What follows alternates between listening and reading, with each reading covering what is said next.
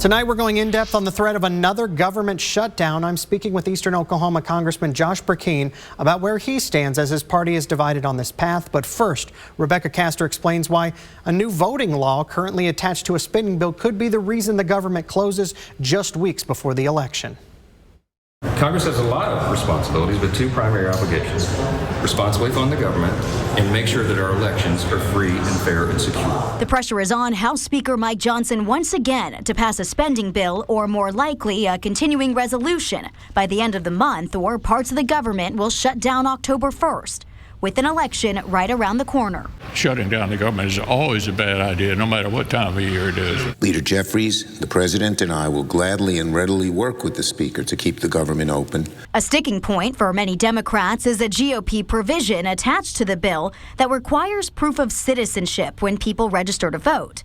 It's already illegal for non-citizens to vote, but some conservatives are concerned migrants who've entered the country illegally will try to do so. It's a story. It's not true. It's not fact.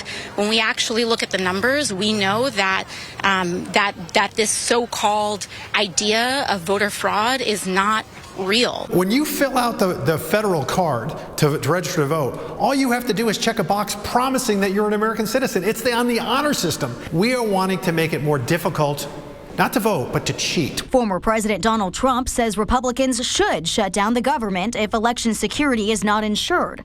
But a short-term spending bill that doesn't cut spending is a no-go for a handful of Republicans. We can't keep doing it this way. We're going $1 trillion more in debt every 100 days. Lawmakers are trying to get this done quickly so they can get back to their districts and campaign, with many of their seats on the line this November. In Washington, Rebecca Castor, Fox News. Eastern Oklahoma Republican Congressman Josh Brecheen is usually not a fan of continuing resolutions, but he tells me this time he is. I spoke with him unedited in his own words about his feelings on a possible government shutdown and if he's worried it could play into the presidential election. Are you planning on voting for this thing? Yeah, and hoping for a Trump administration in 6 months? Yeah, I'm a lean yes on taking a CR plus the SAVE Act, scrub the voter rolls for illegal immigrants. And what that would get us is the ability to negotiate with Republicans, not Senate Democrats, and this administration. And so I see that as an ultimate win, because I think we'll not only have better policies, but we'll be able to go after the ludicrous spending priorities and the levels. I'm hearing some frustration of, I could have gotten this under Speaker McCarthy. Is the honeymoon phase over with Speaker Johnson, or what is your evaluation a year later almost? Look, I think I guess got off the phone with our Speaker's office and one of his lead policy guys, and I was encouraged by what I heard. Encouraged by a plan to make sure that we don't find ourselves with a omnibus, and so I've often described our current speaker as somebody that has a deep rudder. He does have a deep rudder.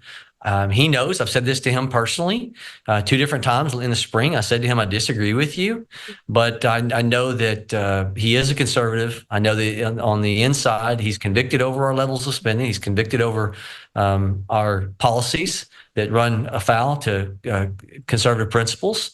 And so when your conscience is convicted and it's have a history of voting to bring about conservative priorities and policies, so that's going to come to the top. Are you worried a government shutdown would look bad for Republicans during an election year? Look, the likelihood of getting into a government shutdown before November is minimal. Do I personally fear government shutdowns? No. My hope is that at some point, any temporary pain in a government shutdown to avoid a catastrophic failure of our nation that's headed off a fiscal cliff is a better choice if we will course correct. So I don't fear a government shutdown. What I fear is what's ahead of us, of total collapse for a nation that's spending $2 trillion beyond its revenue every year. Now, after this interview, a continuing resolution without the illegal immigrant voting provision was offered that will fund the government through December. Brecheen says he's not for that one, only the resolution going until March with the illegal immigrant voting prevention.